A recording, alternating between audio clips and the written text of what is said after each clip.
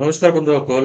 আজি যিখন ভিডিঅ' আমি কৰিম, সেই ভিডিঅ'খনত আপোনালোকে গম পাব যে এলাইনমেন্ট কেনেকে কৰা হয়। অৰ্থাৎ এটা ডাটা এন্ট্ৰি কৰাৰ পিছত এক্সেলত আমি ডাটাবিলাকক কেনেকে লেফ্ট, ৰাইট, চেণ্টাৰ এনেকে কেনেকে এৰেঞ্জ কৰিব পাৰি সেইটোক এলাইনমেন্ট বুলি কোৱা হয়। অৰ্থাৎ আগৰ ভিডিঅ'ত আমি অলৰেডি শিকিছো যে কেনেকে আমি ডাটাবিলাক ফৰ্মেটিং কৰো। বেছিক ফৰ্মেটিঙত আমি দেখাইছো যে কেনেকে ফৰ্মেটিং কৰা হয়। কিন্তু আজিৰ ভিডিঅ'খনত আমি আপোনালোকক দেখাম যে কেনেকে আমি ডাটাবিলাকক এটা এলাইনমেন্ট দিব পাৰি। এলাইনমেন্ট কেনেকে কৰে আৰু ডাটাবিলাক এন্টাৰ কৰাৰ পিছত কেনেকে আমি লেফ্ট, চেণ্টাৰ আৰু ৰাইট এলাইনমেন্ট কৰিব পাৰো, নাইবা হৰাইজন্টাল আৰু ভাৰ্টিকেল এলাইনমেন্ট কেনেকে কৰা হয়, এই গোটেইখিনি বস্তু আজিৰ ভিডিঅ'খনত আমি দেখাম। তো আজিৰ ভিডিঅ'খন চাবলৈ নাপাহৰিব আৰু গোটেইখিনি ভিডিঅ' চাব লাষ্টলৈকে, তেতিয়াহ'লে ভালকে বুজি পাব।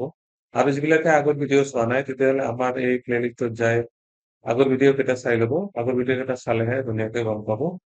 তো বলক আমি এতিয়া এলাইনমেন্ট কৰো। চাওক, ইয়াতে আমাৰ এলাইনমেন্ট অপচন আছে। ইয়াতে যিটো আমাৰ ইয়াতে গ্ৰুপ আছে, এইটো গ্ৰুপত এলাইনমেন্ট গ্ৰুপ আছে। এলাইনমেন্টত আছে আমাৰ হৰাইজন্টাল আৰু এটা হৰাইজন্টাল এলাইনমেন্ট আৰু ভাৰ্টিকেল এলাইনমেন্ট। হৰাইজন্টাল আৰু ভাৰ্টিকেল এলাইনমেন্ট কেনেকুৱা হয়, যেনেকুৱা আমি ইয়াতে এটা ডাটা এৰেঞ্জ কৰিলো। সাপোজ ইয়াতে আমি দিলো নেম নেম ইয়াতে দিলো এজ আৰু ইয়াতে দিলো কান্ট্ৰি। কান্ট্ৰি ইয়াতে নেম, এজ আৰু কান্ট্ৰি আমি ইয়াতে তিনটা চেলত তিনটা ডাটা এন্ট্ৰি কৰিছো। এতিয়া আমি নেম কৰিম, ইয়াতে সাপোজ ইয়াতে কৰিম ৰাহুল। তাৰপিছত আমাৰ ইয়াতে হ'ব এজ সাপোজ 47 আৰু ইয়াতে আমি কান্ট্ৰি হ'ব ইণ্ডিয়া।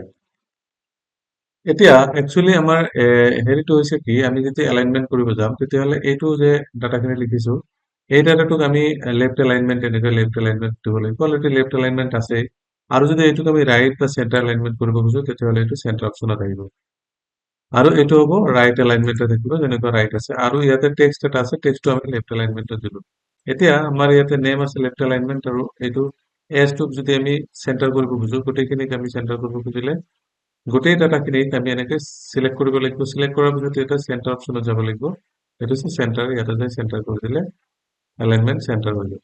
আৰু ৰাইট এলাইনমেন্ট যদি ইণ্ডিয়াটোক ৰাইট কৰিব লাগে তেতিয়াহ'লে ৰাইট এলাইনমেন্ট এনেকে ৰাইট কৰিব পাৰি, নাইবা লেফ্ট কৰিলে ইয়াতে যায় লেফ্ট এলাইনমেন্ট কৰিব পাৰি। এইটো হৈছে হৰাইজন্টাল এলাইনমেন্ট। আৰু যদি আমি ভাৰ্টিকেল এলাইনমেন্ট কৰিব খোজো তেতিয়াহ'লে যেনেকুৱা আমি এই যে নেমটো যে লিখিছো, নেম লিখাৰ পিছত ইয়াতে আমি অলপ স্পেচ যদি ভৰাই দিওঁ তেতিয়াহ'লে এই ৰাহুলটো যে আছে, ৰাহুলক যদি আমি চেণ্টাৰ অপচনত ল'ব খোজো তেতিয়াহ'লে ৰাহুলটো চেণ্টাৰ লেফ্ট এলাইনমেন্টত আছে, এইটো লেফ্ট চেণ্টাৰ এলাইনমেন্ট। অৰ্থাৎ ইয়াতে যিটো ভাৰ্টিকেল এলাইনমেন্ট এইটো হৈছে লেফ্ট, আৰু এইটো ভাৰ্টিকেলত আছে মিডিল, আৰু হৰাইজন্টালত আছে লেফ্ট। যদি আমি হৰাইজন্টালে আমি চেণ্টাৰ কৰি দিওঁ আৰু ভাৰ্টিকেলত যদি চেণ্টাৰ কৰি দিওঁ তেতিয়াহ'লে কিন্তু একদম মিডিল পজিশ্যনত আহিছে ৰাহুল। সিমিলাৰলি যদি আমি এই নাম্বাৰটোক আমি এইটো লেফ্ট এলাইনমেন্ট কৰিব খোজো আৰু ইফালে টপ এলাইনমেন্ট কৰিব খোজো, ইফালে হ'ল ভাৰ্টিকেলত টপ এলাইনমেন্ট আৰু ইয়াতে হৰাইজন্টাল লেফ্ট এলাইনমেন্ট। তো এইটো একদম লেফ্ট টপ কৰ্নাৰত গুচি গৈছে। যদি লেফ্ট টপ চেণ্টাৰ লাগে আমি ইয়াতে চেণ্টাৰ হ'ব। তাৰপিছত যদি আমি ডাউন অৰ্থাৎ বটম এলাইনমেন্ট লাগে তেতিয়া বটম এলাইনমেন্ট হ'ব। আৰু যদি চেণ্টাৰত লাগে দুটাই, চেণ্টাৰ চেণ্টাৰ কৰি দিলে একদম চেণ্টাৰ অপচনত আহিব। সিমিলাৰলি যদি ৰাইট এলাইনমেন্ট কৰো তেতিয়াহ'লে এইটো হৈছে লেফ্ট আৰু চেণ্টাৰ, লেফ্ট আৰু চেণ্টাৰ। যদি লেফ্ট আৰু লেফ্ট এলাইনমেন্ট লাগে ভাৰ্টিকেলো তেতিয়াহ'লে আমি এনেকে কৰি দিলে বটম আহিল, আৰু যদি টপ এলাইনমেন্ট লাগে তেতিয়াহ'লে এনেকে টপ এলাইনমেন্ট কৰি দিওঁ। তাৰ মানে এইটো চেলৰ ভিতৰত আমি এই টেক্সটে কোনটো পজিশ্যনত দিম সেই পজিশ্যন এৰেঞ্জ কৰাটোকে এলাইনমেন্ট বুলি কোৱা হয়। আৰু এনেকে আমি এলাইনমেন্ট আমি ইয়াতে কৰো। তাৰপিছত আমাৰ সাপোজ এই যে এই টেক্সটখিনি আছে, এই টেক্সটখিনি যদি আমি ইয়াতে অলপ স্পেচ ভৰাই দিওঁ, স্পেচ ভৰাই দি এই টেক্সটখিনিক যদি আমি ইয়াতে এই অপশনটো যে আছে এইটোক কোৱা হয় ওৰিয়েন্টেশন। যদি ইয়াতে যাই আমি ওৰিয়েন্টেশন কৰিব খোজো তেতিয়াহ'লে আমি এইটো ভাৰ্টিকেল, এইটো ক্লকৱাইজ, এইটো কাউণ্টাৰ ক্লকৱাইজ, এনেকে কাউণ্টাৰ ক্লকৱাইজ হ'ব। আৰু যদি এইটো আমি কাউণ্টাৰ এন্টি ক্লকৱাইজ দিওঁ এনেকুৱা হ'ব। যদি আমি ৰোটেট টেক্সট কৰো এনেকুৱা হ'ব। এতিয়া জাগা আমাৰ ধৰা নাই, এনেকে ডাবল ক্লিক কৰিলে বা অলপ তলত নমাই দিলে ইয়াতে কাণ্ট্ৰিটো আহি যাব। চ' এনেকে আমি এলাইনমেন্ট কৰো। এইটো হৈছে এলাইনমেন্ট ওৰিয়েন্টেশন। এলাইনমেন্ট গ্ৰুপতে আছে এইটো ওৰিয়েন্টেশন।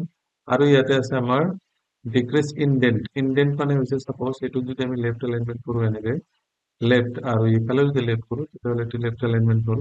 এতিয়া ইনডেন্ট মানে হ'ল অলপ ইফালে যোৱা, এনেকে আমি ইনডেন্ট কৰিব পাৰি। আৰু এইটো হৈছে ইনডেন্ট ৰাইট, ইনডেন্ট লেফ্ট।